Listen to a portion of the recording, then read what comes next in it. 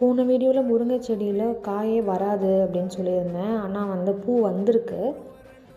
ஆனால் இது காய் வருமா என்னன்னு தெரியல. வெயிட் பண்ணி பார்க்கலாம்.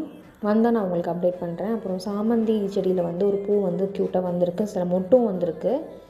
பொங்கல் ஷாப்பிங் எல்லார் வீட்லேயும் ஸ்டார்ட் ஆகிடுச்சா? எங்கள் வீட்டில் ஸ்டார்ட் ஆகிடுச்சு. அதுக்கு வந்து காயெல்லாம் நிறைய வாங்கிட்டு வந்திருக்கோம். சாம்பாருக்கு வெஜிடபிள் போட்டு சாம்பார் வைப்பாங்க, நிறைய வெஜிடபிள் போட்டு. அதுக்கு மாங்காய் வாங்கியிருக்கேன், முருங்கைக்காய், அப்புறம் அவரைக்காய், கத்திரிக்காய், இந்த மாதிரி கொஞ்சம் கொஞ்சம் போட்டு கதம்ப சாம்பார்னு சொல்லுவாங்கள்ல, அது வைப்பாங்க.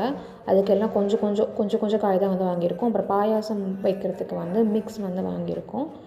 அப்புறம் பொங்கல் கோலம் போடுறதுக்கு கொஞ்சம் கலர் வாங்கியிருக்கேன்.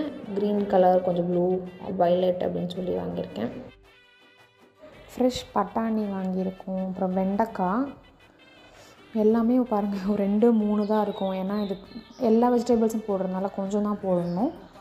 அப்புறம் கோவக்காய், அப்புறம் கொஞ்சம் கிழங்குலாம் வாங்கியிருக்கோம். சக்கரவள்ளி கிழங்கு அந்த மாதிரி. அப்புறம் நூங்கல் ஒன்று இருக்குது. வெத்தலை வந்து வாங்கியிருக்கோம் சாமி கும்பிட. அப்புறம் கருணக்கிழங்கு இருக்குது. எல்லாமே கொஞ்சம் தான் இருக்கும். அப்புறம் கேரட் ஒன்று, பீன்ஸ் வந்து கொஞ்சம் ஒரு 4 பீன்ஸ் தான் இருக்கும். அப்புறம் கொத்தமல்லி, கருவேப்பிலை, அப்புறம் தேங்காய் வாங்கியிருக்கோம். அவ்வளோதான். நீங்கள் என்னென்ன வந்து போட்டு சாம்பார் வைப்பீங்க, என்னென்ன வெஜிடபிள்ஸ் போடுவீங்கன்னு கமெண்ட் செக்ஷனில் சொல்லுங்கள். பை.